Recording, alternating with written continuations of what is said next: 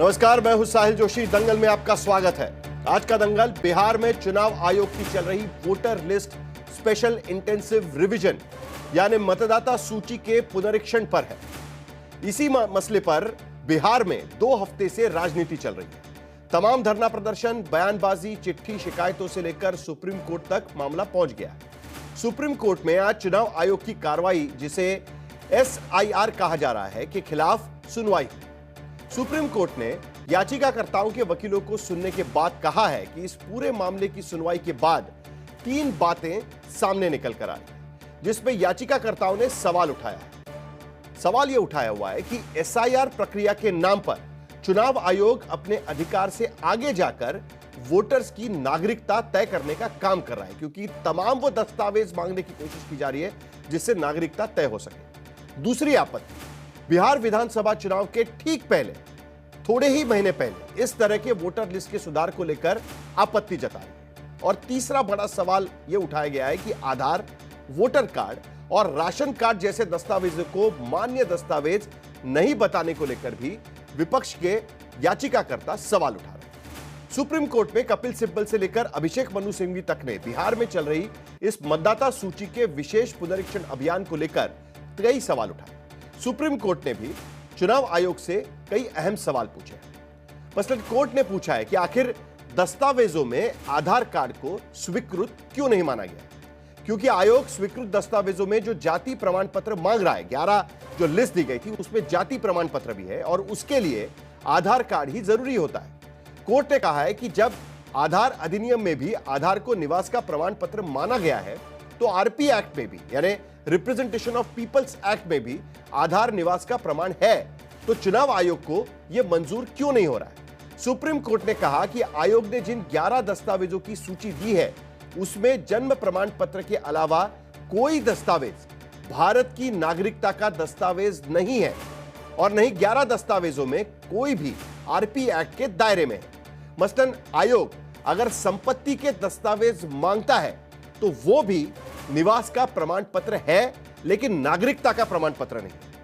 विपक्ष की ओर से यह भी लगातार सवाल उठाए जा रहे हैं कि चुनाव आयोग आखिर बिहार के वोटर से वैसे चुनिंदा दस्तावेज क्यों मांग रहा है, जिसकी उपलब्धता मतदाताओं के पास होना मुश्किल है। खास करके गरीब, अशिक्षित, दलित, जनजाति वोटर्स के पास दस्तावेजों की कमी आमतौर पर दिखाई जाती है और इस कमी के कारण अगर मतदाता सूची से उनका नाम कट गया तो वो वोट के अधिकार से वंचित रह जाएंगे। मतदाता सूची में जिस तरह के रिवीजन की बात इलेक्शन कमीशन कर रहा है, वो सीधे तौर पर सत्तारूढ़ दलों को मदद होगी उससे।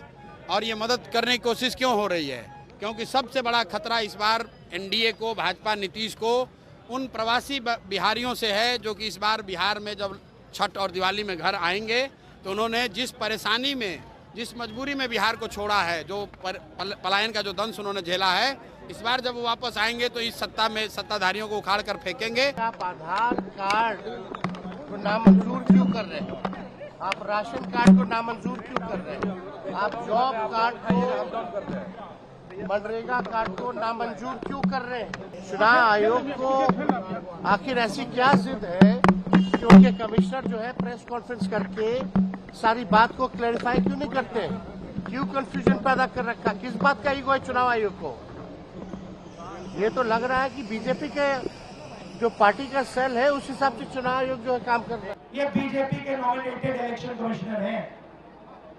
ये देश की सच्चाई है और मैं बिहार के युवा से कहना चाहता हूं, ये सिर्फ आपसे वोट चोरी नहीं हो रहा है, ये आपका भविष्य चोरी हो रहा है।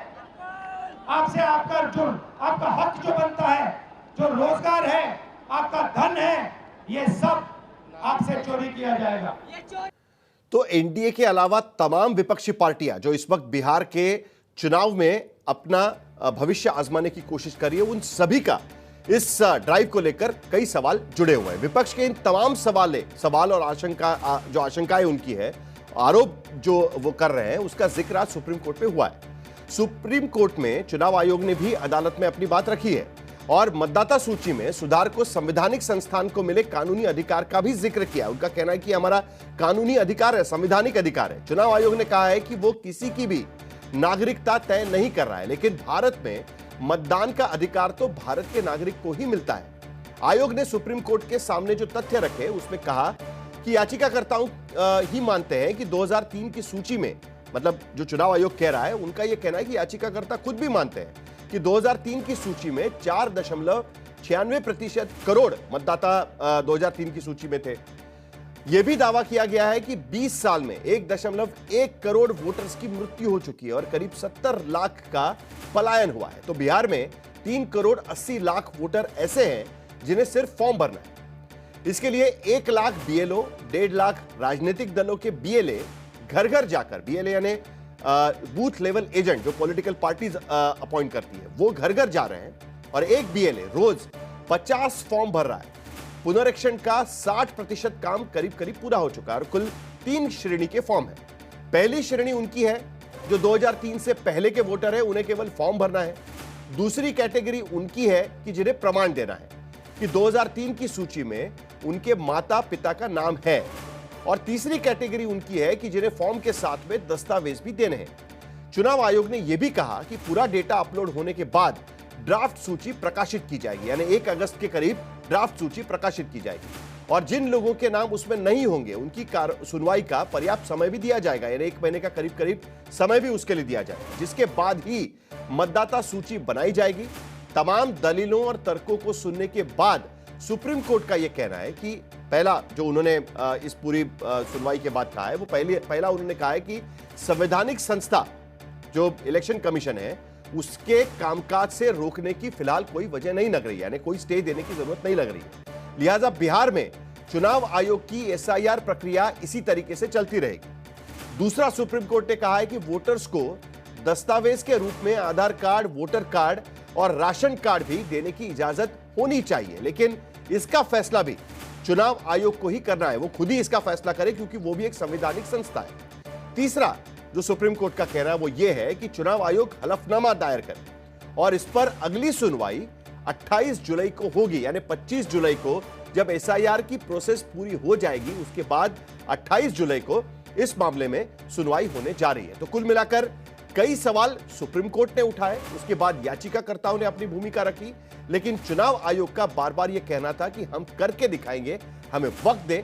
लेकिन क्या सचमुच में चुनाव आयोग यह कर पाएगा? जिस तरीके से आरोप लगाया जा रहा है उस पर बिहार की जनता क्या सोचती है, क्योंकि बिहार में भी इसको लेकर काफी चर्चा है। इस पूरे मामले को लेकर हम चर्चा करेंगे। हमने लोगों से सवाल पूछा है कि आप इसके बारे में क्या सोचते हैं। तो इस चर्चा में शामिल होंगे हमारे साथ भारतीय जनता पार्टी के प्रवक्ता प्रदीप भंडारी। भारतीय जनता पार्टी पहले दिन से इस पूरी प्रक्रिया का समर्थन कर रही है और उनका कहना है कि यह प्रक्रिया आवश्यक है। आलोक शर्मा कांग्रेस के प्रवक्ता भी इस चर्चा में शामिल होंगे और उनका कहना है कि यह नोटबंदी जैसे हुई थी वैसे वोटबंदी करने की कोशिश की जा रही है। प्रोफेसर सुबोध मेहता आरजेडी के प्रवक्ता भी हमारे साथ में, उनका भी करीब करीब यही कहना है। कांग्रेस के साथ एक बड़ा मोर्चा भी कल उन्होंने निकाला था। परिमल कुमार प्रवक्ता है जनता दल यूनाइटेड के, वो भी इस चर्चा में शामिल होंगे। एनडीए का कुल मिलाकर एक जैसा ही मानना है। बीजेपी के साथ में इस वक्त जेडीयू खड़ी है। आशुतोष पॉलिटिकल एनालिस्ट हमारे साथ जुड़ रहे हैं और उसके साथ साथ यशवंत देशमुख भी इस चर्चा में शामिल होंगे, क्योंकि सी वोटर के जरिए हमने बिहार के जनता को 6 सवाल पूछे और उसके जवाब हमको आपके सामने रखने हैं। खास करके ये जो ड्राइव चल रही है इलेक्शन कमीशन की, परिरक्षण ड्राइव जो चल रही है, उसको लेकर हमने कुछ सवाल पूछे थे। सबसे पहले तो चर्चा आगे बढ़ाने से पहले ये सी वोटर से के जरिए पूछे गए सवालों के आंकड़े हम आपके सामने रखना चाहते हैं। बिहार में वोटर लिस्ट को लेकर चुनाव आयोग के स्पेशल इंटेंसिव रिवीजन पर यह सर्वे किया गया है। इस सर्वे में 1780 लोगों को टेलीफोनिक माध्यम से सवाल पूछे गए और बिहार के सभी जिलों के वयस्क नागरिक इसमें शामिल है और नतीजों में ±5% तक का मार्जिन एरर हो सकता है। तो पहला सवाल हमने क्या पूछा था, खास करके एसआईआर की प्रक्रिया को लेकर कि क्या बिहार में चुनाव आयोग के वोटर लिस्ट एसआईआर प्रक्रिया के बारे में क्या आपको जानकारी है। और इसमें 3 अलग अलग आपको कॉलम दिखाई देंगे। जो पहला कॉलम है वो एनडीए समर्थक बिहार में जो लोग हैं वो है, उनमें से 73.7% लोग कहते हैं कि हाँ हमें इसके बारे में जानकारी है। इंडिया समर्थक जो है, इंडिया अलायंस समर्थक जो है, महागठबंधन समर्थक है, वो कहते हैं 70.7% कहते हैं कि हाँ हमें इस पूरी प्रक्रिया की जानकारी है कि इस तरीके की ड्राइव चल रही है। और जो अदर्स है, जो बाकी पार्टियों के समर्थक है या किसी भी पॉलिटिकल पार्टी से जुड़े नहीं है, वो 80.6% लोग कहते हैं कि हां हमें इसकी जानकारी, यानी ज्यादातर बिहार वासियों को इस पूरे प्रक्रिया की जानकारी पहुंच चुकी है। नहीं कहने वाले लोग भी हैं। एनडीए समर्थक 18.4%, इंडिया समर्थक 19.8% और अदर्स जो है वो 13.4% है। जिनको नहीं पता नहीं है, नहीं कह सकते, ऐसे कहने वाले भी लोग हैं 7.9%। इंडिया समर्थक है, 9.5% इंडिया समर्थक है और 6% अदर्स जो इसमें शामिल है। दूसरा सवाल पूछा गया कि पता है क्या कि 25 जुलाई तक अगर आप दस्तावेज नहीं देंगे तो वोटर लिस्ट में, जो ड्राफ्ट वोटर लिस्ट होगी उसमें से आपका नाम कट सकता है, क्योंकि जो आदेश चुनाव आयोग की तरफ से निकाले गए थे उसमें इसका जिक्र किया गया था। तो उसमें जो एनडीए समर्थक है वो 54.3% लोग कहते हैं कि हां हमें इस बात की जानकारी है। 51.7% इंडिया अलायंस के समर्थक कहते हैं कि हां हमें इसकी जानकारी, और जो अदर्स है 53.2% लोग कहते हैं कि हां हमें इसकी जानकारी है। नहीं जानकारी रखने वाले एनडीए के 28.8, 31.4 इंडिया अलायंस के और 23.9% अदर्स के लोग यहां पर कहते हैं। नहीं कहने वाले लोग भी 16.9% इंडिया समर्थक और 18.9% अदर्स के हैं। यानी ज्यादातर बिहारियों को पता है कि अगर दस्तावेज नहीं देंगे तो शायद ड्राफ्ट जो लिस्ट आएगी उसमें से नाम कट सकता है। तीसरा सवाल हमने पूछा है कि क्या लगता है आपको कि चुनाव आयोग एसआईआर प्रक्रिया से वोटर लिस्ट अपडेट करने में जल्दबाजी कर रही है? सबसे बड़ा सवाल यही है, क्योंकि आरोप यही लगा जा रहा है कि जल्दबाजी में यह सारा लिस्ट अपडेट का काम चल रहा है। तो देखिए बड़ा इंटरेस्टिंग है, एनडीए समर्थक भी 43% लोग ये कहते हैं कि हां थोड़ी जल्दबाजी हो रही है। इंडिया अलायंस के 74.4% लोग कहते हैं कि बहुत बड़ी जल्दबाजी हो रही है, और जो अदर्स है, जो किसी भी पॉलिटिकल पार्टी के या छोटी अदर पार्टी के समर्थक है, वो भी 73.6% लोग कहते हैं कि हां इलेक्शन कमीशन जल्दबाजी कर रहा है। नहीं कहने वालों में एनडीए समर्थक 42% लोग, यानी ज्यादा एनडीए समर्थक लोग मानते हैं कि जल्दबाजी इलेक्शन कमीशन कर रहा है। इंडिया समर्थक 16.6% लोग कहते हैं कि जल्दबाजी नहीं हो रही है, और अदर से 17.4% कहते हैं कि जल्दबाजी नहीं हो रही है। नहीं कह सकते, जिनको नहीं मालूम है इसके बारे में वो कहने वाले भी लोग यहां पर आप देख सकते हैं। चौथा बड़ा इंपॉर्टेंट सवाल है कि बिहार में चुनाव आयोग की एसआईआर प्रक्रिया को आप कैसे देखते हैं? लोगों के नजर में यह प्रक्रिया क्या है? क्योंकि विपक्ष कहता है कि यह वोटबंदी की प्रक्रिया है, भारतीय जनता पार्टी और एनडीए कहता है कि यह प्रक्रिया से जो फेक वोटर्स है वो बाहर निकले, फेंके जाएंगे। तो सबसे पहला सवाल उसमें पूछा गया था कि लिस्ट में फर्जी वोटर हटाने का प्रयास, एनडीए समर्थक जो है उसमें से सिर्फ 32.3% को लगता है कि फर्जी वोटर हटाने का प्रयास है। करीब 30% इंडिया समर्थक लोगों को लगता है कि यह फर्जी वोटर हटाने का प्रयास है, और अदर्स में यह प्रमाण 28.2% है। ज्यादा वोटर जोड़कर मतदान बढ़ाने का प्रयास, जो आरोप महाराष्ट्र में किया गया था, 25.8% इंडिया के समर्थक कहते हैं कि हां यह वोटर्स बढ़ाने का प्रयास है। 20.2% इंडिया अलायंस के लोग कहते हैं कि हां यह वोटर्स बढ़ाने का प्रयास है, और अदर्स 12.9% है। और रूटीन अपडेट करने वाली यह प्रक्रिया 2003 में भी हुई थी, यह मानने वाले लोग बहुत ही कम हैं। 13.2% इंडिया अलायंस के और एनडीए के, और 5.5% इंडिया अलायंस के। यानी कोई ना कोई इलेक्शन कमीशन का मंसूबा इसके पीछे, ये मानने वाले लोग ज्यादा है। वोटर लिस्ट में छेड़छाड़ करने की इलेक्शन कमीशन की क्या यह कोशिश है, ये मानने वाले लोग भी है। और इंटरेस्टिंग बात यह है कि एनडीए समर्थक यानी भारतीय जनता पार्टी और जेडीयू समर्थक 11% के करीब, 10.8% के करीब लोग कहते हैं कि हां यह छेड़छाड़ करने की इलेक्शन कमीशन की कोशिश है। और इंडिया समर्थक अगर हम देखें तो 25.4% लोग कहते हैं कि हां यह छेड़छाड़ करने की कोशिश हो सकती है, और वही 16.3% लोग अदर्स में वो भी मानते हैं कि हां इस तरीके की कोशिश हो सकती है। और उसी में आखिरी जो पायदान है उसमें यह पूछा गया था कि एनडीए सरकार की इलेक्शन कमीशन के जरिए ध्यान भटकाने की क्या यह कोशिश है, क्योंकि बार बार विपक्ष आरोप लगाता है कि इलेक्शन कमीशन एनडीए के कहने पर ही काम करता है। तो उसमें भी जो एनडीए समर्थक है, 10.2% एनडीए समर्थक मानते हैं कि हां यह ध्यान भटकाने की कोशिश हो सकती है। 15.4% इंडिया अलायंस के समर्थक कहते हैं कि हां यह ध्यान भटकाने की कोशिश हो सकती है, और 26.7% लोग अदर्स कहते हैं कि हां यह ध्यान भटकाने की कोशिश हो सकती है। आखिर में विपक्ष का आरोप है कि एसआईआर प्रक्रिया के जरिए सरकार चुनाव नतीजे अपने पक्ष में प्रभावित करना चाहती है, यानी इस प्रक्रिया के जरिए बिहार के नतीजे बदले इसकी कोशिश चल रही है क्या? तो यह बड़ा इंटरेस्टिंग है कि 29.6% एनडीए समर्थक ये मानते हैं कि एसआईआर के जरिए सरकार अपने पक्ष में चुनाव के नतीजे प्रभावित करना चाहती है। एनडीए समर्थक 29.6% लोग मानते हैं कि हां यह करने की कोशिश है और 60.4% इंडिया अलायंस के लोग, ज्यादातर विपक्ष के लोग मानते हैं कि हां ये चुनाव के नतीजे बदलने की कोशिश हो रही है और 47% लोग जो अदर्स हैं वो भी ये मानते हैं। कुछ हद तक मानने वाले, सहमत मानने वाले भी एनडीए में 13.6% है, इंडिया में 11.2% और अदर्स पे 10.4% और बिल्कुल असहमत है हम ये मानने वाले भी एनडीए में 48.4% सबसे ज्यादा उसमें दिखाई दे रहे हैं और 21.9% इंडिया अलायंस में भी लोग मानते हैं कि नहीं, इस प्रक्रिया से चुनाव के नतीजे नहीं बदलेंगे और 29.7% अदर्स में ये लोग दिखाई देते हैं। और आखिर में ओवैसी का कहना है कि एसआईआर प्रक्रिया के बहाने सरकार पिछले दरवाजे से एनआरसी लागू करना चाहती है, जो लगातार एआईएमआईएम के अध्यक्ष ये आरोप लगाने की कोशिश कर रहे हैं कि नागरिकता का प्रमाण मांगते हुए एनआरसी लागू करने की कोशिश चल रही है। तो एनडीए के समर्थक 19.9%, करीब 20% एनडीए के समर्थक कह रहे हैं कि हां ये एनआरसी लागू करने की कोशिश है, यानी ओवैसी का समर्थन करने वाले भी एनडीए में लोग हमको दिखाई दे रहे हैं। 53.7% इंडिया अलायंस के यानी महागठबंधन के लोग भी ये मानते हैं और 31.3% अदर्स भी ये बात मानते हैं। कुछ हद तक सहमति दर्शाने वाले भी करीब 12.8% लोग एनडीए में है और 12.6% लोग इंडिया अलायंस में भी इसमें दिखाई देते हैं। 21.4% अदर्स में दिखाई देते हैं और पूरी तरीके से असहमत ओवैसी के बयान से एनडीए में 57.4% लोग इसमें दिखाई दे रहे हैं और 24.4% इंडिया अलायंस में भी दिखाई दे रहे हैं। कुल मिलाकर लब्बो लुबाब इसका अगर हम देखें प्रदीप भंडारी, तो यह बात साफ नजर आती है कि कहीं ना कहीं इस प्रक्रिया के जरिए कुछ ना कुछ करने की कोशिश ये इलेक्शन कमीशन की चल रही है। ये बिहार के लोग भी मानते हैं, ये बात इसमें निकलकर सामने आती है। कोई सीधी सिर्फ 2003 के जैसी वोटर लिस्ट को सुधार करने की प्रक्रिया नहीं है, उसके पीछे कुछ ना कुछ कारण है, ऐसा बिहार के लोग मानते हैं। ये साधारण तौर पर इस सर्वे के जरिए नजर आ रहा है। प्रदीप भंडारी, मैं कंप्लीटली डिसएग्री करता हूं साहिल जी, क्योंकि अगर ऐसा होता तो ये आप देखिए 14 दिन के अंदर 57% of eligible voters of Bihar अभी तक एसआईआर फॉर्म के जरिए पार्टिसिपेट नहीं करते। ये सच्चाई है जमीन की।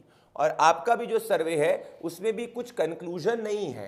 किसी भी तरफ में कंक्लूजन पहुंचने के लिए आपको 65 to 70% से ज्यादा की पैरिटी पे पहुंचना होता है। अगर मैं आपका ही सर्वे का लॉजिक मानूं तो आपके सर्वे के अंदर तो 30% से ज्यादा इंडिया अलायंस के लोग कह रहे हैं कि हां फर्जी वोटर होते हैं। तो क्या वो 30% लोग जो कह रहे हैं इंडिया अलायंस के फर्जी वोटर होते हैं, क्या वो भारतीय जनता पार्टी के नैरेटिव में विश्वास करते हैं? ऐसा नहीं है। बड़ी बात यह है कि जमीन पे क्या चल रहा है, और जमीन पे 4 करोड़ के ज्यादा सैंपल साइज के साथ में यह चल रहा है कि 57% लोग पार्टिसिपेट कर रहे हैं। आज सुप्रीम कोर्ट में विपक्ष को करारा तमाचा मिला, क्योंकि 10 की 10 जो पेटिशंस थी वो कह रही थी कि स्पेशल इंटेंसिव रिवीजन अनकॉन्स्टिट्यूशनल है, इलीगल है, इलेक्शन कमीशन बायस्ड है, इसको ये नहीं करना चाहिए। सुप्रीम कोर्ट का ऑर्डर क्या है? इलेक्शन कमीशन का कर्तव्य है 326 के तहत स्पेशल इंटेंसिव रिवीजन करना। इलेक्शन कमीशन की प्रक्रिया में सुप्रीम कोर्ट को विश्वास है।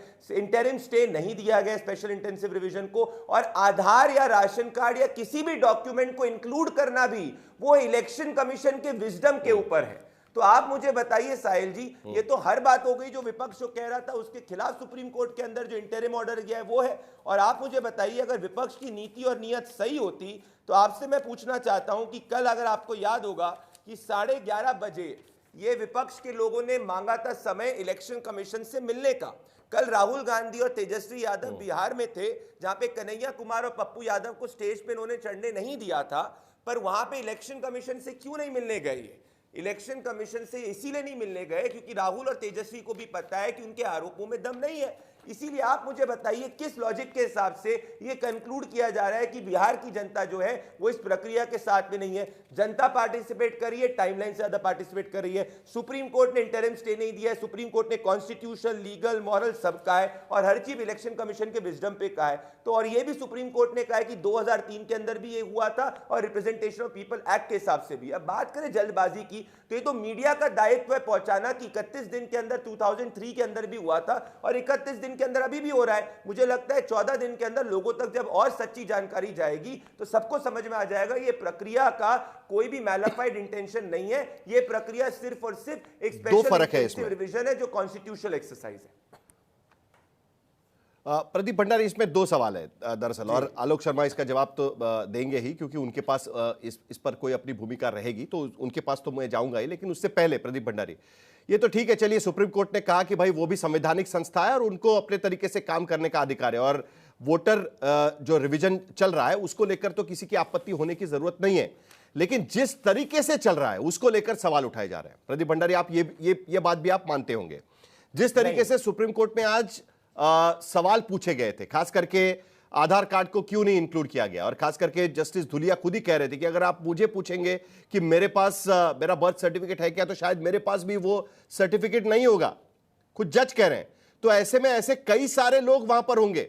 यह भी पूछा गया कि भाई इसका क्या लॉजिक है कि जो 11 डॉक्यूमेंट्स उसमें बताए गए हैं उसमें से कुछ डॉक्यूमेंट्स का आधार कार्ड होता है, प्राइमरी डॉक्यूमेंट आधार कार्ड है, तो आप उसको क्यों नहीं इस्तेमाल कर रहे हैं? यह भी तो सवाल उसमें पूछा गया। तो प्रक्रिया को लेकर सवाल उठाए जा रहे हैं। इसको लेकर ये रिवीजन ना हो ऐसा कोई नहीं कह रहा है।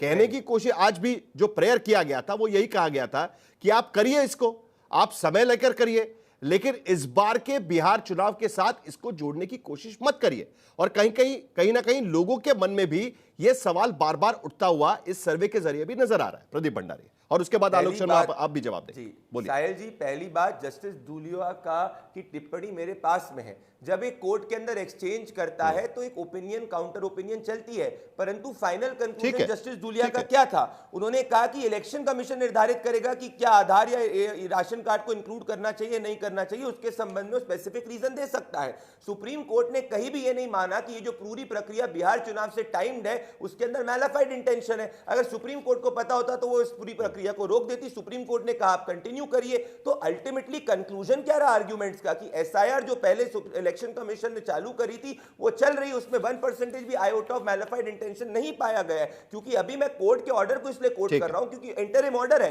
तो ऑब्जर्वेशंस जो भी होती है अल्टीमेटली ऑर्डर कंक्लूसिव जो होता है वो कोर्ट का स्टैंड होता है। पॉइंट नंबर 2, 5 सेकंड में अब हलफनामा दायर करना है इलेक्शन कमीशन को, एफिडेविट फाइल करनी है, और 28 तारीख को एक बार फिर सुनवाई इस पर होने वाली है। जो एफिडेविट फाइल की जाएगी उसके आधार पर सुनवाई होगी। आलोक शर्मा, 28 जुलाई एक सवाल यह भी उठता है कि हाँ 28 जुलाई को होगा, यानी 25 जुलाई को जब पूरी प्रोसेस खत्म हो जाएगी उसके बाद नंबर्स देखकर एक बार फिर शायद सुप्रीम कोर्ट इसके बारे में सुनवाई कर सकता है। लेकिन आलोक शर्मा, स्टे क्यों नहीं मांगा आपने इस पूरे प्रोसेस के लिए? क्योंकि बार बार जो विपक्ष के वकील है, जो याचिकाकर्ताओं के वकील है, वो ये कहने की कोशिश कर रहे थे कि प्रक्रिया शुरू रखिए लेकिन इस बार के बिहार के चुनाव में उसको लागू मत करिएगा।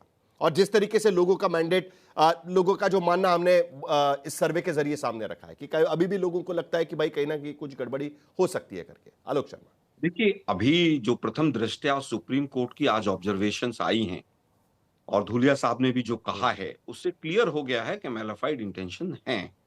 और आज जो आपका सर्वे है, जबकि हम सर्वे में भी कहीं पर बहुत ज्यादा सर्वे पर विश्वास नहीं करते हैं, सी वोटर क्या चलाता है उस पर मैं टिप्पणी नहीं करना चाहूंगा, लेकिन आज जिस तरह से 10 की 10 पेटिशंस में से एक भी रिजेक्ट नहीं हुई, सारी की सारी पेटिशंस खड़ी हैं अगली सुनवाई तक और आगे तक। मुझे लगता है कि सबसे बड़ी जीत तो यही है कि एक भी पेटिशन रिजेक्ट नहीं हुई। अगर उन पेटिशंस में दम नहीं होता और सब कुछ कॉन्स्टिट्यूशनल हो रहा होता, सब कुछ अच्छी इंटेंशन के साथ हो रहा होता, तो सारी पेटिशंस आज रिजेक्ट हो जानी चाहिए थी। लेकिन दुर्भाग्य यह है कि हमने जो 2 मांगे उठाई थी, एक टाइमिंग और एक प्रोसेस, उन दोनों के ऊपर सुप्रीम कोर्ट ने भी कहीं ना कहीं प्रश्न चिन्ह लगाए हैं। सुप्रीम कोर्ट ने एक टेस्टिंग के तौर पर इलेक्शन कमीशन को कहा कि भाई आप कैसे करेंगे। इलेक्शन कमीशन ने एश्योर किया कि हम करके दिखाएंगे, लेकिन कहीं ना कहीं जज साहब ने भी टाइमिंग के ऊपर प्रश्न चिन्ह लगाया है।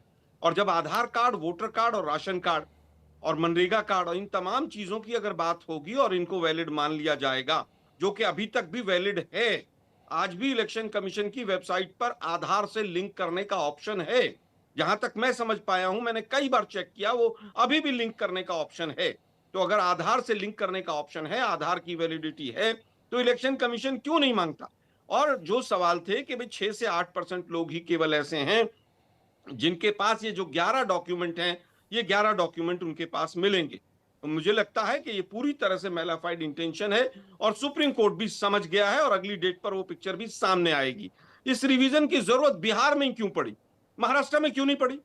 महाराष्ट्र में एक अलग मोडस ऑपरेंडी था इलेक्शन कमीशन का कि बीजेपी को कैसे जिताया जाए, लाखों वोट बढ़ाइए और उसके बाद फिर फोटो वाला जो इलेक्ट्रॉनिक फॉर्म है वोटर लिस्ट का वो मत दीजिए, और उसके लिए कानून भी बदला जाएगा। सुप्रीम कोर्ट में महीनों चाहिए उनको, लेकिन आप 8 करोड़ का वेरिफिकेशन जो है वो पूरी तरह से 1 महीने के अंदर कर देंगे।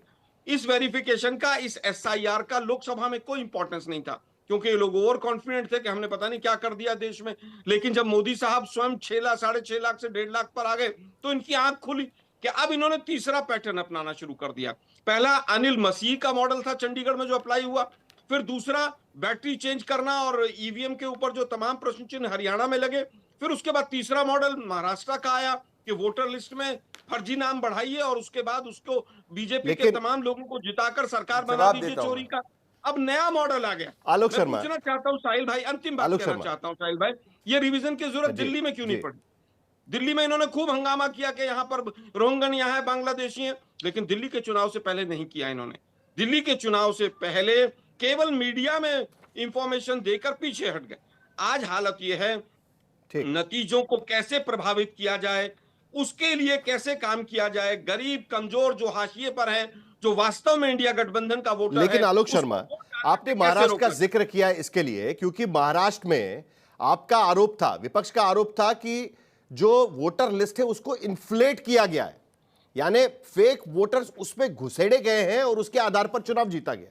तो चुनाव आयोग कहता है कि ठीक है, अगर ऐसा है तो हम फेक वोटर्स को हटा देते हैं। तो उसको लेकर भी आप सवाल यहां पर खड़ा कर रहे हैं कि वो कह रहे हैं कि भाई लोग बताएं कि आप असली वोटर है कि नहीं। साहिल जी बहुत अच्छा पॉइंट लिया आपने। इसका मतलब महाराष्ट्र में इलेक्शन कमीशन मान रहा है, पहली चीज। दूसरी चीज, जो इनकी 30 सीट यहां पर बिहार में आई है, इसका मतलब वहां जाली वोटर्स के माध्यम से मोदी साहब जो है पीएम बने हैं। और 20 साल से आपकी सरकार है, अगर फिर भी आपने रिवीजन नहीं किया और 20 साल से जाली वोटर उसमें जुड़ रहे थे, तो किसको पेनल्टी देंगे आप? कुछ नहीं है, आई वॉश है साहिल जी, ठीक, केवल आई वॉश है। इलेक्शन कमीशन पूरी तरह से बीजेपी के इशारे पर एक उनकी संस्था बनकर काम कर रहा है। दुर्भाग्य यह है कि आपने दिल्ली में नहीं किया, लोकसभा के चुनाव में नहीं किया, महाराष्ट्र में नहीं किया, बिहार में करेंगे, फिर वेस्ट बंगाल में करेंगे, फिर केरला में करेंगे, और फिर ये प्रोसेस बंद हो जाएगा। साहिल जी, मेरा निवेदन खबर मेरे पास ये भी है कि महाराष्ट्र में भी ये प्रक्रिया अगस्त महीने के बाद शुरू हो सकती है। जहां मेरे पास तो खबर यह है कि अगस्त महीने के बाद महाराष्ट्र में भी ये प्रक्रिया शुरू हो सकती है। महाराष्ट्र में भी बीएमसी के चुनाव होने वाले हैं। लेकिन प्रदीप भंडारी, ये बड़ा इंटरेस्टिंग है, नहीं ये बड़ा इंटरेस्टिंग है कि SIR की प्रक्रिया के जरिए सरकार चुनाव के नतीजे अपने पक्ष में करना चाहती है। क्या तो एनडीए समर्थक भी 30% इस सर्वे में मानते हैं कि हाँ करना चाहती है करके, शायद उनको भी कहीं ना कहीं लगता है कि हो सकता है करके। जी, पूरा देश मान रहा है, 1700 सरकारें चला रहे हैं लोग। नहीं आलोक जी, आप सुन लीजिए, जवाब सुन लीजिए। साहिल जी, पहली बात तो सुप्रीम कोर्ट ने कहीं भी नहीं कहा है कि इलेक्शन कमीशन का इंटेंशन मैलिफाइड है। सुप्रीम कोर्ट ने कहा है जो पोल पैनल कर रहा है वो करना सही है, कॉन्स्टिट्यूशनल है, लीगल है, और ये SIR के साथ कंटिन्यू कर सकता है। पॉइंट नंबर 1, ये झूठ बोलने की बात कर रहे हैं आलोक शर्मा।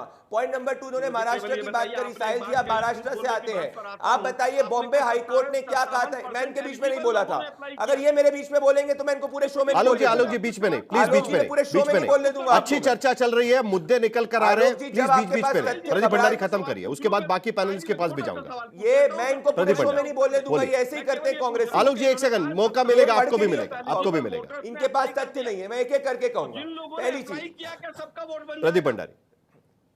साहिल जी, सुप्रीम कोर्ट में मेरे पास एग्जैक्ट ऑर्डर है। सुप्रीम कोर्ट के ऑर्डर में कहीं नहीं कहा गया है कि जो पूरी की पूरी प्रक्रिया मैलिफाइड है। सुप्रीम कोर्ट ने कहा जो इलेक्शन कमीशन SIR के साथ कंटिन्यू कर सकता है वो लीगल है, कॉन्स्टिट्यूशनली प्रोविजन और इलेक्शन कमीशन का मैंडेट है। Point number 1। पॉइंट नंबर 2, ये महाराष्ट्र में बॉम्बे हाईकोर्ट में गए थे। बॉम्बे हाईकोर्ट ने क्या कहा था? बॉम्बे हाईकोर्ट ने कहा था इनकी जितनी भी वोटर लिस्ट के ऊपर बातचीत है वो सब फर्जी और इनकी पिटीशन को खारिज कर दिया गया था। Point number 2। साहिल जी, मैं ऐसे डिबेट नहीं कर सकता। साहिल जी, अगर कांग्रेस से बुलवाना है तो आलोक जी ऐसे नहीं, बीच में नहीं, प्लीज नहीं। आलोक जी जरा प्लीज, आलोक जी कुछ आलोक जी प्लीज बीच में नहीं। देखिए अच्छी चर्चा चल रही है, आप अपने मुद्दा खत्म करिए, प्रदीप भंडारी अपना मुद्दा खत्म करेंगे, मैं आगे भी बढ़ाऊंगा चर्चा को, आपके पास आऊंगा मैं। प्रदीप भंडारी आपकी बात खत्म करिए। ये ऐसे दर्शकों का अपमान करते हैं और सबका अपमान करते हैं। 2 बार मुझे इंटरप्ट किया, मैंने इनको 2 बार। आप मुद्दे पर आइए, चलिए मैंने उनको बोल दिया है, वो शांत है। चलिए प्रदीप भंडारी बोलिए। मैं वापस से पॉइंट नंबर 1, इलेक्शन बोलिए। कमीशन ने कहीं नहीं कहा है कि पूरी प्रक्रिया इलीगल है। माफी चाहता हूं, सुप्रीम कोर्ट ने कहीं नहीं कहा है कि पूरी प्रक्रिया इलीगल है। सुप्रीम कोर्ट ने कहा है कि कॉन्स्टिट्यूशनली वैलिड है, संवैधानिक अधिकार है, ठीक है। पॉइंट नंबर 2 मैं आपसे ये कह रहा हूं, महाराष्ट्र के अंदर ये बॉम्बे हाईकोर्ट में गए थे, बॉम्बे हाईकोर्ट ने इनकी पिटीशन को खारिज कर दिया था कि वोटर लिस्ट में डिस्क्रिपेंसी है। पॉइंट नंबर 3, तेलंगाना के अंदर 27 लाख वोटर हटे थे, कांग्रेस पार्टी चुनाव जीती थी। जम्मू कश्मीर में 3 साल बाद रिवीजन हुआ था, इंडिया की अलायंस सरकार जीती थी। जब ये जीते तो वोटर लिस्ट ठीक हो जाती, इलेक्शन कमीशन ठीक हो जाता है, सब कुछ ठीक हो जाता है। जब ये हारते हैं तो ये अपने दोनों शहजादों को, राहुल गांधी जो 80 चुनाव आ रहे हैं और तेजस्वी यादव जो 20 साल से सत्ता में नहीं आए, इनको बचाने के लिए ये सिर्फ और सिर्फ लोकतांत्रिक व्यवस्थाओं पर सवाल उठाते हैं। आज इलेक्शन कमीशन है, कल सुप्रीम कोर्ट होगा, परसों कोई और होगा, नरसों मीडिया होगी। ये इनका मॉडल है, क्योंकि ये जनता का चुनाव का जनता का मैंडेट नहीं जीत सकते, क्योंकि इनका इतिहास इनका बूथ लूटने का है। बूथ लूटे परिमल कुमार बात से घबराते, बूथ नहीं लूट पाते आजकल। ठीक है, चलिए सुबोध कुमार, प्रोफेसर सुबोध मेहता और परिमल कुमार भी हमारे साथ में और आशुतोष भी हमारे साथ।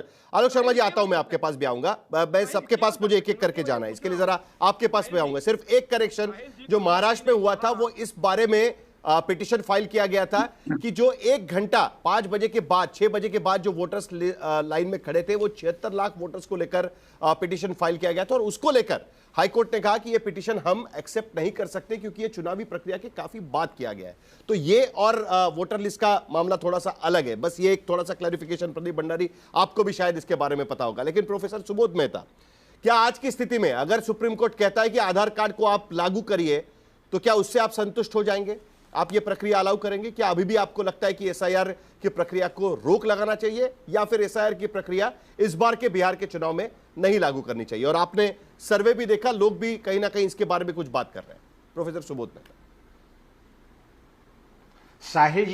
साहिल जी देखिए, हम लोगों ने जो जिस क्वेश्चन को उठाया था, सुप्रीम कोर्ट ने भी उस क्वेश्चन को वैलिड माना है, चाहे वो टाइमिंग का क्वेश्चन हो, प्रोसेस का क्वेश्चन हो, डॉक्यूमेंट का क्वेश्चन हो। जो 11 डॉक्यूमेंट मांगा है कि 11 ही क्यों, तो आप देखिए टाइमिंग पे सुप्रीम कोर्ट, अगर फर्स्ट हाफ में आप देखिए सुप्रीम कोर्ट का आर्गुमेंट, तो वो साफ कहते हैं कि भाई आपको जरूरत क्या पड़ी, जब रिवीजन ऑलरेडी आपने जो है 1 जनवरी 2025 को जो है आपने कर रखा है, और उसी के आधार पे आपने इलेक्शन भी करवाया हुआ है पहले, तो आपको अभी रिवीजन की क्या जरूरत पड़ी? अगर करना ही था तो पहले क्यों नहीं किया? आप इलेक्शन होने के कुछ दिन पहले, कुछ महीने पहले आप क्यों कर रहे हैं? तो ये तो वैलिड क्वेश्चन था, और वैलिड क्वेश्चन को जस्टिफाई किया है सुप्रीम कोर्ट ने, जो हम लोगों का था। अब सेकंड बात यह है कि डॉक्यूमेंट पे आइए। डॉक्यूमेंट पे लगातार हम लोग कह रहे थे, गरीब गुरबा प्रदेश है वो, और जो जितने भी जो पैदान पे अंतिम व्यक्ति खड़े हैं उनके पास डॉक्यूमेंट नहीं है। जज साहब ने खुद भी कहा कि अगर मेरे से भी डॉक्यूमेंट मांगा जाए तो मेरे पास भी डॉक्यूमेंट नहीं है, और मैं वोट देता आ रहा हूं। तो इस जो डॉक्यूमेंट के ऊपर है, तो आधार कार्ड हो गया या वोटर आई कार्ड हो गया, राशन कार्ड हो गया, एडवाइज किया है सुप्रीम कोर्ट को कि आप इसको इंक्लूड कीजिए। अगर इंक्लूड नहीं कीजिएगा तो आप रीजनिंग के साथ 28 जुलाई को हमारे सामने पेश होइए, आपको रिटर्न बताना पड़ेगा। अब जहां तक रही बात प्रोसेस की, तो प्रोसेस पे हम लोगों ने चैलेंज किया था। करेक्शन उसमें है, सुप्रीम कोर्ट ने आदेश नहीं दिया है। सुप्रीम कोर्ट ने चुनाव आयोग पर छोड़ा है कि आपको इंक्लूड करना है, तो आदेश नहीं, एडवाइस किया है। एडवाइस किया है, एडवाइस किया है कि आप क्यों नहीं करते, ये किया है। लेकिन ये फैसला चुनाव आयोग को करना है। जी जी। तो देखिए, फैसला चुनाव आयोग करेगा, एडवाइस किया है, इसी तरीके का हम लोग भी तो बात कर रहे थे। अब जहां तक रही प्रोसेस की, देखिए 10 जुलाई को हम लोगों से मिलने का काम बात कही थी, interaction with the political party, और समय दिया था 10 जुलाई, जो अभी दिखा रहे थे ये। आज 10 जुलाई है, हम लोगों को मिलने का समय नहीं दिया गया चीफ इलेक्शन कमीशन के द्वारा। तो आप खुद ही समझिए जो प्रोसेस है इसका, जिस पर हम लोग बात कर रहे थे कि जो कट ऑफ डेट है वो 1 जनवरी खुद ही है, तो आपने 1 जुलाई कर दिया। ठीक है, संविधानिक संस्था है, संविधानिक संस्था पे बहुत हार्श जो है सुप्रीम कोर्ट नहीं होना चाहता है लेकिन जो वैलिड पॉइंट था हमारा डॉक्यूमेंट के ऊपर, प्रोसेस के ऊपर, टाइमिंग के ऊपर, उसको माना है, और मानने के बाद जो है एडवाइज किया है, मैंडेटरी नहीं कह रहा हूं, एडवाइज किया है कि आप इस डॉक्यूमेंट को यहां पे जो है आप एक्सेप्ट कीजिए, ताकि जो है आम जनता के साथ जो है उसका जुड़ाव हो सके और प्रजातंत्र में प्रजातांत्रिकरण हो सके। अब जहां तक बात रही, 50% हमने काम कर लिया है। एक सेकंड परिमल कुमार जी, एक सेकंड खत्म कर रहे हैं। जनता दल यूनाइटेड, सुबोध मेहता खत्म करिए, 1 minute. Parimal Kumar 1 second, 10 second आपकी बात खत्म करिए। सुबोध मेहता आपकी बात खत्म करिए। सुप्रीम कोर्ट के सामने साहिल जी, सुप्रीम कोर्ट ने ये भी बोला कि कितना आपने किया है। इन्होंने कह दिया कि भाई हम लगभग 4 करोड़ के आसपास कर दिए। आप खुद ही समझिए, देखिए तार्किक बात होनी चाहिए। उन्होंने सुप्रीम कोर्ट को कह तो दिया, लेकिन आप समझिए कि भाई लगभग 80 देखिए, चुनाव आयोग तो सुप्रीम कोर्ट को कह ही रहा है कि भाई हमको कर दिखाने का मौका दीजिए, हम कर दिखाएंगे। जो हम कह रहे हैं वो हम कर दिखाएंगे। बार बार जो सवाल पूछा गया कि आपके पास समय की कमी है, तो इलेक्शन कमीशन कह रहा है कि हम करके दिखाएंगे। लेकिन परिमल कुमार, 2 सवाल इसमें काफी अहम है, क्योंकि एनडीए समर्थक में अभी भी पूरी तरीके से इस पूरी प्रक्रिया पर खुश नजर नहीं आ रहे हैं, जो सी वोटर का सर्वे दिखा रहा है। जैसे वन साइड हमको इंडिया अलायंस में दिखाई देता है, कहीं ना कहीं वो आपके वोटर तो नहीं है। क्योंकि देखिए, बड़ा इंटरेस्टिंग सी बात है कि इलेक्शन कमीशन ने कहा कि 2003 में केवल 3 डॉक्यूमेंट मांगे गए थे। उसके बाद सुप्रीम कोर्ट उनको पूछता है कि भाई अगर 3 डॉक्यूमेंट 2003 में मांगे गए थे, तो आज की स्थिति में document staffed country, supreme court उसको कहता है, तो इतने सारे डॉक्यूमेंट्स कहां से आएंगे? ये सवाल सुप्रीम कोर्ट कहीं ना कहीं वहां पर पूछ रहा था। परिमल कुमार। साहिल जी, देखिए, हमारी पार्टी जनता दल यूनाइटेड हमेशा संविधान और संवैधानिक संस्थाओं का सम्मान करने वाली पार्टी है। आप समझें कि भारत में भारतीय संविधान भारत के लोगों में, माने भारत में टेरिटोरियल सोवरेनिटी के सिद्धांत लागू होते हैं और भारत के लोग सामूहिक रूप से संप्रभु है। और ये संप्रभु शक्ति आर्टिकल 326 के तहत प्रदत्त जो वोट देने का अधिकार है उस पर निहित है, और जनता को वोट देने चाहिए। और हम लोग जन जागरूकता भी उसके लिए करते हैं, अधिक से अधिक लोगों का पार्टिसिपेशन हो। लेकिन देखिए परिमल कुमार जी, अभी चुनाव आयोग के सूत्रों से खबर आ रही है, ये बड़ी इंटरेस्टिंग बात है कि बिहार में मतदाता सूची सुधार के मामले में दरअसल ये खबर है कि आधार नंबर का प्रावधान पहले से फॉर्म में है। मतलब आधार नंबर तो आपको डालना है। चुनाव आयोग के सूत्रों के हवाले से यह खबर है, 16 नंबर के पन्ने पर आधार नंबर का प्रावधान है, लेकिन जो डॉक्यूमेंट्स की सूची है उसमें आधार कार्ड नहीं लिखा गया है। आधार कार्ड डॉक्यूमेंट्स की सूची में नहीं है। लेकिन अब चुनाव आयोग के सूत्रों से खबर आ रही है कि वो नंबर आप डाल सकते हैं वहां पर। यह बड़ा इंटरेस्टिंग बात है कि हर बार चुनाव आयोग से कोई नया क्लैरिफिकेशन आता है। एडवर्टाइजमेंट की जाती है परिमल कुमार, एडवर्टाइजमेंट की जाती है। पहले कहा जाता है कि नहीं, डॉक्यूमेंट्स अभी देने की जरूरत नहीं है। ऊपर लिखा जाता है कि डॉक्यूमेंट्स के साथ भरिए, वरना ड्राफ्ट सूची में आपका नाम नहीं होगा। फिर प्रेस कॉन्फ्रेंस की जाती है और कहा जाता है कि नहीं, हम तो कह रहे हैं कि वो ओरिजिनल जो आदेश था हमारा वही लागू है। और अभी सूत्रों के हवाले से खबर कि आधार नंबर का तो प्रावधान था ही, हम कहां कुछ कह रहे थे, आधार कार्ड एक्सेप्टेड नहीं है करके। परिमल कुमार। साहिल जी, पूरे फेनोमेनन को समझने का प्रयास करें। हम लोग बार बार कहते हैं कि चूंकि महागठबंधन को यह आवाज है कि बिहार में आदरणीय नेता नीतीश कुमार के विकास और सामाजिक न्याय की आंधी चल रही है और उनके हार निश्चित है, इसीलिए वो तरह तरह के प्रलाप कर रहे हैं। सबसे पहले इन्होंने एसआईआर पर प्रश्न उठाए और सुप्रीम कोर्ट ने स्पष्ट कहा कि special intensive revision in the constitutional right of election commission under peoples representation act के धारा 21 के सेक्शन 3 में यह स्पष्ट प्रावधान है कि वो एसआईआर कर सकती है। सुप्रीम कोर्ट ने यह भी कहा कि टाइमलाइन का जहां तक प्रश्न है तो यह इलेक्शन कमीशन पर निर्भर करता है कि वो किस प्रकार और कितने समय में इस तरह के एसआईआर को सुनिश्चित करे। साथ ही साथ इन लोगों ने प्रश्न उठाया आधार कार्ड या वोटिंग आईडी कार्ड या फिर ये जो पर्टिकुलरली राशन कार्ड के बारे में, तो सुप्रीम कोर्ट जस्ट प्रपोज किया कि इन तो तथ्यों को भी देखे जा सकते। सुप्रीम कोर्ट ने स्पष्ट कहा कि इलेक्शन कमीशन संवैधानिक संस्था है और जो इलेक्शन कमीशन जो कर रही है स्पेशल इंटेंसिव रिवीजन, वह उसको अपने संवैधानिक अधिकार जो कॉन्स्टिट्यूशनल राइट है पीपल्स रिप्रेजेंटेशन एक्ट आर्टिकल 324 के तहत जो प्रदत्त अधिकार है इलेक्टोरल रोल के निर्माण के लिए और प्रत्येक इलेक्शन, देखिए कैजुअल रिवीजन तो आज भी चर्चा में आई कि 1 जनवरी को होता है, लेकिन प्रत्येक चुनाव के पहले स्पेशल इंटेंसिव रिवीजन की एक प्रक्रिया है और यह बेहतर भी है।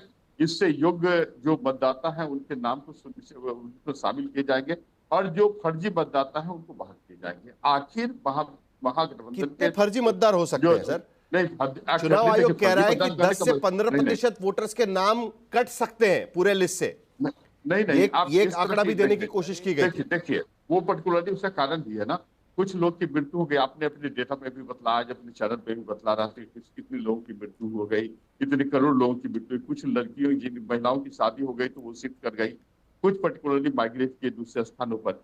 डुप्लीकेशन ऑफ वोटर्स है जो पर्टिकुलरली आर्टिकल 326 का उल्लंघन है ना, सिंगल ट्रांसफरेबल वोट आप जानते ही हैं। तो ऐसी स्थिति में जनरल एक्सरसाइज है और संवैधानिक संस्थाओं के प्रति सम्मान तो होनी चाहिए। और देखिए हम लोग या सभी पॉलिटिकल पार्टी के दायित्व होते हैं कि वह संविधान के पहले मतदाताओं की भी जन जागरूकता। हम लोगों ने तो साइकिल यात्रा करके जागरूकता अभियान को ठीक, बढ़ाने का काम किया है। यहाँ महागठबंधन की बात है कि इनको तो चलिए भय है देखते हैं। देखिए कि क्या है, अभी भी प्रत्येक समय संवैधानिक बाकी है, लेकिन संस्थाओं के कुल मामले में मिलाकर उनके कॉन्स्टिट्यूशन सुप्रीम कोर्ट जिस तरीके से सवाल पूछ रहा है, 28 जुलाई को कई सारे सवालों के जवाब देने पड़ेंगे। प्रदीप भंडारी आपके पास भी आऊंगा, लेकिन आशुतोष, चर्चा से तो यह नजर आता है कि एनडीए आधा ग्लास भरा हुआ देख रहा है और इंडिया अलायंस आधा ग्लास खाली देख रहा है, पानी का भरा हुआ ग्लास। सुप्रीम कोर्ट जिस तरीके से सवाल पूछा है, लेकिन कोई रियायत तो उस पर दी नहीं है उन्होंने। सुप्रीम कोर्ट ने कहा है कि भाई उनका अधिकार है, उनको करने दीजिए, बाद में देखेंगे क्या होता है। इस पर भी सवाल उठाया गया सुप्रीम कोर्ट में कि भाई कल इलेक्शन कमीशन बोलेगा देखिए हमारी इतनी बड़ी प्रोसेस पूरी हो चुकी है, 7 करोड़ मतदाताओं ने ऑलरेडी फॉर्म भर चुके हैं, अब इसको हम वापस कैसे करें। तो ये भी सवाल कहीं ना कहीं उठ रहे हैं। और दूसरा सबसे बड़ा सवाल जो ग्राफिक्स हम चला रहे हैं कि सैचुरेशन से ज्यादा आधार रजिस्ट्रेशन सीमांचल जैसे इलाकों में, उसको लेकर भी सवाल उठाए जा रहे हैं। आशुतोष, देखिए साहिल, आज की जो अगर ईमानदारी से, मैंने तो पूरी की पूरी जो हियरिंग कोर्ट के अंदर है, मैंने पूरी की पूरी हियरिंग सुनी है, उसमें इलेक्शन कमीशन का तर्क पूरी तरीके से डिफेंसिव था। इलेक्शन कमीशन ने कहा कि 3 चीजें हैं। एक, क्या ये इलेक्शन कमीशन का अधिकार है या नहीं? उनका बिल्कुल आपका अधिकार है। प्रॉब्लम कहां पे? प्रोसीजर के ऊपर, उनका प्रोसीजर के ऊपर चर्चा हुई और फिर टाइमिंग को लेकर चर्चा हुई। टाइमिंग को लेकर इलेक्शन सुप्रीम कोर्ट ने स्पष्ट तौर पे कहा कि भाई ये प्रैक्टिकल नहीं दिखाई पड़ता है। दूसरी बात, जब प्रोसीजर की बात आई उसमें भी उन्होंने बहुत स्पष्ट तौर पे कहा है कि भाई आप जो जो जो जो जो एग्जॉस्टिव लिस्ट मांग रहे हैं, दरअसल कहीं ना कहीं वो सिटीजनशिप की बात करता है। जब आधार कार्ड के ऊपर चर्चा हुई तो उनका इलेक्शन कमीशन का कहना था आधार कार्ड तो आइडेंटिटी कार्ड है। तो फिर सुप्रीम कोर्ट ने स्पष्ट तौर पे कहा कि जो वोटर लिस्ट है वो आइडेंटिटी के आधार पर ही तय होती है, वो सिटीजनशिप के आधार पर तो तय नहीं होती, और ये अधिकार आपका नहीं है। मैं अगर आप कहेंगे तो मैं एग्जैक्ट वर्ड पढ़ दूंगा जो सुप्रीम कोर्ट ने कहा citizenship is an issue to be determined not by the election commission of India but by the MHA। ये जस्टिस धूलिया ने स्पष्ट तौर पे कहा। अब जब यहां पे यह बात आई तब उसके बाद जस्टिस जो राकेश द्विवेदी जो इलेक्शन कमीशन का रख रहे थे, जब उनसे कहा गया क्या भाई आधार कार्ड और साथ ही साथ वोटर आई कार्ड और राशन कार्ड ये तीनों रख लीजिए, तो द्विवेदी ने कहा कि हम राशन कार्ड नहीं रख सकते हैं। यानी वो आधार कार्ड पे सहमत हो गए और वोटर आइडेंटिटी कार्ड पे सहमत हो गए। क्यों सहमत हो गए आप? खैर अभी तक आदेश तो नहीं निकाला है। नहीं, बट देखिए आदेश की बात नहीं है। इसी बीच नंबर तो डाल ही सकते हैं आप, चुनाव आयोग कह ही रहा है कि नंबर आप डालिए उसके साथ। अभी कहा है ये देखिए साहिल, ये राजनीतिक डिबेट नहीं है, ये अपने आप पे कॉन्स्टिट्यूशनल डिबेट है। जस्टिस बागची ने बहुत स्पष्ट तौर पे कहा है कि हम जो संवैधानिक संस्था है, इसलिए एक संवैधानिक संस्था दूसरी संवैधानिक संस्था को कोई आदेश दे, हम उससे बचना चाहते हैं। ये स्पष्ट तौर पे जस्टिस बागची ने कहा, और उसके संदर्भ में उन्होंने जो आदेश दिया है वो बहुत साफ दिया है। कहा कि therefore in our prima facie view since the list is not exhaustive in our opinion it will be in the interest of justice, कि इंसाफ का तकाजा ये है कि इसमें इलेक्शन कमीशन आधार कार्ड को, इलेक्टोरल आइडेंटिटी कार्ड को, राशन कार्ड को माने। यानी सुप्रीम कोर्ट के मुताबिक ये इंसाफ का तकाजा है कि उसमें आई कार्ड, जो वोटर आई कार्ड और साथ ही साथ आधार कार्ड और राशन कार्ड, इन तीनों को एक्सेप्ट करे। जब सुप्रीम कोर्ट ने ये कह दिया और कॉन्स्टिट्यूशन की मर्यादा को बरकरार रखा है, लेकिन आशुतोष ये भी तो अभी देखिए हम जो सर्वे दिखा रहे हैं उसमें भी तो ये दिखता है ना, जब लोगों को पूछा गया कि क्या आपको डर है कि अगर दस्तावेज नहीं देने पर वोटर लिस्ट से नाम ही कट जाएगा, तो तीनों मतलब एनडीए, इंडिया और अदर्स जो बाकी दल भी है, 50% से ज्यादा लोगों को बिहार में ये डर है कि हमारा नाम कट सकता है करके। अभी भी उनको डर है इस बात को लेकर। साहिल, जो सीओटर का सर्वे है उसमें जो 5वां सवाल है उसका जो जवाब है वो आंख खोलने वाला है, कि जब कहा गया कि एसआईआर के जरिए क्या सरकार चुनावी नतीजों को अपने पक्ष में प्रभावित करना चाहती है, 70% जो इंडिया गठबंधन समर्थक लोग, 70% लोग कह रहे हैं प्रभावित करना चाहती है, और जो एनडीए में भी हैं उनमें भी 43% लोग ये कह रहे हैं कि सरकार प्रभावित करना। अब आप सोच लीजिए कि एनडीए गठबंधन के भी 43% लोगों का मानना है कि पूरी एक्सरसाइज चुनाव को प्रभावित करने के लिए 70%। क्या आप इसको इग्नोर कर सकते हैं? Can you ignore this? दरअसल साहिल जी, दिक्कत क्या है ना आशुतोष जी की, वो हमेशा आधा सच या पूरा झूठ ही बोलते हैं। और मुझे समय दीजिएगा, इन्होंने जस्टिस धूलिया को कोट करा, मैं जस्टिस धूलिया को कोट करना चाहता हूं। जो इलेक्शन कमीशन कर रहा है वो संवैधानिक है। आप ये नहीं कह सकते कि जो इलेक्शन कमीशन कर रहा है वो गलत है। उन्होंने जो 2003 का कट ऑफ डेट फिक्स किया है वो बिल्कुल सही है, इलेक्शन कमीशन का लॉजिक बिल्कुल सही है। अब आ जाते हैं हम आधार कार्ड वाले पे। जब जस्टिस धूलिया कहते हैं isn't it too late now, उसके बाद जस्टिस बागची कहते हैं इसमें कोई गलत नहीं है कि इंटेंसिव प्रोविजन के अंदर नॉन सिटीजन नहीं रहने चाहिए, और इस इलेक्शन में भी नॉन सिटीजन नहीं रहने चाहिए। जब पूरा इलेक्टोरल रोल फाइनल हो जाएगा, जस्टिस धूलिया कहते हैं हम इसमें इंटरफियर नहीं करेंगे। इतना झूठ तो मत बोलिए कम से कम कि आप पूरे की पूरी कोर्ट के ऑर्डर को ही टर्न कर दे। Point number 1। Point number 2, Sahil ji आपने महाराष्ट्र, एक सेकंड, साहिल जी आपने महाराष्ट्र की पिटीशन की बात करी। महाराष्ट्र की पिटीशन सिर्फ 6 बजे के बाद की नहीं थी, वो वन ऑफ द सेक्शन था। मैसिव डिस्क्रिपेंसीज का आरोप लगा था जिसको बॉम्बे हाईकोर्ट ने खारिज किया। पॉइंट नंबर 3, साहिल जी एक सेकंड प्लीज मुझे बात करने दीजिए। ये आरजेडी की जो पिटीशन का मूल आरोप, मूल पार्ट ये नहीं था कि उनको प्रोसेस से दिक्कत नहीं थी। आप प्लीज पढ़िए, मनोज झा से लेकर सबने, आज तक ने भी रिपोर्ट करा है, इन सब की पिटीशन ये थी एसआईआर पे स्टे लगना चाहिए, ये इनकी पिटीशन की प्राइमेसी थी। फिर ड्यूरिंग द कोर्ट जब कोर्ट ने इनसे पूछा, इलेक्शन कमीशन ने अब आपको सेटिस्फाई कर दिया, आपको दिक्कत नहीं है, तो बोला नहीं हम इंटरिम स्टे के लिए नहीं जाने चाह रहे। पर इन सबकी मेन प्रक्रिया थी कि एसआईआर के प्रोसेस पे स्टे लगना चाहिए। और आखिरी बात साहिल जी, अगर वोटर नहीं गया इंटरिम स्टे, लेकिन प्रदीप भंडारी आपको भी पता है पुश नहीं किया गया। अदालत ने पूछा था उनको कि आपको इंटरिम स्टे चाहिए क्या, जिस तरीके से वक्फ कानून को लेकर हुआ था उसमें नहीं पूछा गया, जिसमें नहीं पूछा गया। सुप्रीम कोर्ट इलेक्शन कमीशन का जो आर्गुमेंट है, आशुतोष आप जवाब दे दीजिएगा। एक सेकंड, एक लास्ट वर्ड बोलूंगा, 2 सेकंड, 5 सेकंड, चलिए 5 सेकंड। साहिल जी, अगर विपक्ष का आर्गुमेंट ये है कि वोटर बढ़ने से फर्जी वोटर होते हैं, तो 2,60,000 वोटर झारखंड में बढ़े थे और कांग्रेस पार्टी की सरकार बनी थी, तो क्या आज कांग्रेस के साथी ये मान रहे हैं कि कांग्रेस पार्टी की सरकार झारखंड में फर्जी उसका डिबेट हो चुका है और 27 लाख वोटर तेलंगाना में हटे जवाब दीजिए। उसमें जाके कांग्रेस पार्टी की सरकार बनी थी। ठीक है। प्रदीप भंडारी जी हमसे उम्र में छोटे हैं, इसलिए कुछ भी कहने के लिए स्वतंत्र है, झूठ भी कहने के लिए स्वतंत्र है। देखिए ये डिबेट कहां पे आके खत्म होती है। राकेश द्विवेदी से जब पूछा गया तो उन्होंने कहा Aadhaar card can not be accepted as a proof of citizenship. Rakesh Dwivedi ये कहते थे इलेक्शन कमीशन के कि भाई आधार कार्ड जो है वो सिटीजनशिप का प्रूफ नहीं हो सकता। तब उस पर सुप्रीम कोर्ट ने बहुत स्पष्ट तौर पे कहा है कि इलेक्शन कमीशन किसी की नागरिकता को प्रमाणित नहीं कर सकता, ये काम सिर्फ गृह मंत्रालय का है। अब जब ये जो तर्क है इसका, और ये 1995 में सुप्रीम कोर्ट का ऑर्डर है जब इलेक्शन कमीशन ने, मैं डिस्टर्ब नहीं करता Pradeep, please have some decorum, have a nice debate. कहने का प्रश्न ये है कि अब जब सुप्रीम कोर्ट ने ये कहा है कि आप आधार कार्ड को एक्सेप्ट करिए, तो वो सिर्फ इसलिए कहा है क्योंकि वो सुप्रीम कोर्ट ने संविधान की उस मर्यादा का पालन किया है जहां एक संवैधानिक संस्था दूसरी संवैधानिक संस्था पर करी। लेकिन जब और इस बीच में मैं आपको बताऊं, राकेश द्विवेदी ने जब ये कहा कि इसकी कि आप तो बाद में भी इसको रोक सकते हैं, उन्होंने कहा कि आप बाद में भी रोक सकते हैं, कृपया अभी मत रोकिए। चलिए आशुतोष एक सेकंड, जाके इलेक्शन कमीशन प्रदीप भंडारी के पास जाने के पहले जल्दी से मुझे आलोक शर्मा से एक प्रतिक्रिया जाननी है कि अभी विपक्ष किस चीज को लेकर मानेगा, क्योंकि इंटरिम स्टे तो आप नहीं मान रहे हैं। अगर आधार लागू किया जाता है तो आप संतुष्ट होंगे इलेक्शन कमीशन अगर लागू करता है, या अभी भी आपकी मांग रहेगी कि एसआईआर को रोक देना चाहिए? जल्दी से आपकी 20 सेकंड में प्रतिक्रिया, फिर प्रदीप भंडारी। जल्दी से। विपक्ष की मांग नहीं है, ये भारतीय लोकतंत्र की मांग है कि कोई भी जेन्युइन वोटर जो है वो छूटना नहीं चाहिए। आधार है, वोटर कार्ड है, राशन कार्ड है, अगर इन चीजों को वैलिड इलेक्शन कमीशन मानता है तो स्वाभाविक है कि हम लोग सेटिस्फाइड होंगे और बीजेपी का जो एजेंडा है वो नहीं चल पाएगा।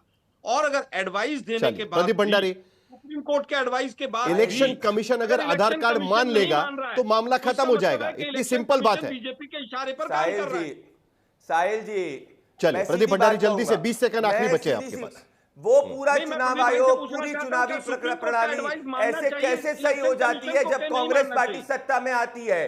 पहली चीज, कांग्रेस पार्टी जब सत्ता के अंदर तेलंगाना के अंदर आती है, कर्नाटक में आती है, कैसे सही हो जाती है? 22 लाख वोटर तेलंगाना से हट गए, तब इन्होंने कुछ नहीं बोला। चलिए मेरा समय खत्म हुआ है। मुझे बताओ 45 लाख 50 वोटर्स जो है पार्टिसिपेट कर रहे हैं। कुल मिलाकर कई सवाल चुनाव की प्रक्रिया को लेकर बार बार उठाए गए। मेरा समय खत्म हुआ है। आप सभी का बहुत बहुत शुक्रिया, क्योंकि समय की सीमा है तो मेरा समय फिलहाल खत्म हो गया है। लेकिन मुझे पता है कि 28 तारीख को एक बार फिर हमें इस डिबेट पे सहभागी होना पड़ेगा, क्योंकि एक बार फिर कई सवाल इसको लेकर उठाए जाएंगे। इलेक्शन कमीशन को अभी हलफनामा भी दायर करना है। 25 जुलाई तक उनकी एसआईआर की प्रक्रिया खत्म होगी।